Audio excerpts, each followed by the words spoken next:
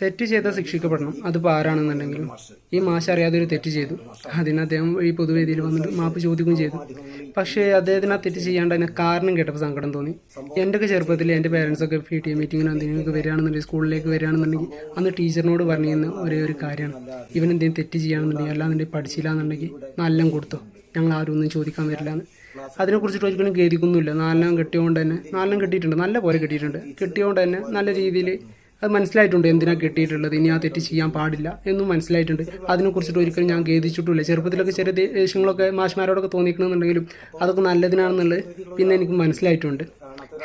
പക്ഷേ ഇതൊക്കെ ഇന്നത്തെ കാലത്തൊന്ന് വടിയെടുക്കുകയാണെന്നുണ്ടെങ്കിൽ പോലും മാഷ്മാർക്കൊക്കെ പേടിയാണ്. കാരണം കുട്ടീനൊന്ന് തൊടുകയാണെന്നുണ്ടെങ്കിൽ, അടിക്കുകയാണെന്നുണ്ടെങ്കിൽ എന്തിനാ കാരണം എന്നൊന്നും ചോദിക്കില്ല, അവരടിച്ചോ, ഇത് മാത്രമേ അറിയേണ്ടതുള്ളൂ. എന്നാൽ അവരുടെ എന്തെങ്കിലും തെറ്റുണ്ടെന്നുണ്ടെങ്കിൽ അതിനെ ന്യായീകരിക്കുക എന്നല്ലാണ്ട് വേറെ എന്താ ചെയ്യണത്? എന്ത് ചെയ്യാനാണല്ലേ? ഓക്കെ, ഈ ജാതി മതത്തിൻ്റെ പേരിൽ അല്ലാന്നുണ്ടെങ്കിൽ നിറത്തിൻ്റെ പേരിലൊക്കെ മറ്റുള്ള കുട്ടികളുടെ മുമ്പിൽ അവരെ താഴ്ത്തി കെട്ടുകയോ കളിയാക്കുകയോ അടിക്കുകയോ ചെയ്യുകയാണെന്നുണ്ടെങ്കിൽ ഓക്കെ എന്ന് വെക്കാം. പക്ഷേ ഈ നല്ല സ്വഭാവമൊക്കെ വരാൻ വേണ്ടിയിട്ട് അവരൊരു തെറ്റ് ചെയ്താൽ അതിനെ വിമർശിക്കുന്നു, അതിനടിക്കുന്നതിനും അതൊക്കെ ഒരു തെറ്റാണ്. പിന്നെ അവർ പഠിക്കാതിരിക്കുകയാണെന്നുണ്ടെങ്കിൽ അതിന് തല്ലണതും തെറ്റാണ്. എനിക്കറിയില്ല, ഞാനങ്ങനെ പഠിച്ചിട്ടുമില്ല, അതുകൊണ്ടാണ് ഞാൻ ചോദിക്കുന്നത്. നിങ്ങൾക്ക് എന്താ തോന്നുന്നത്?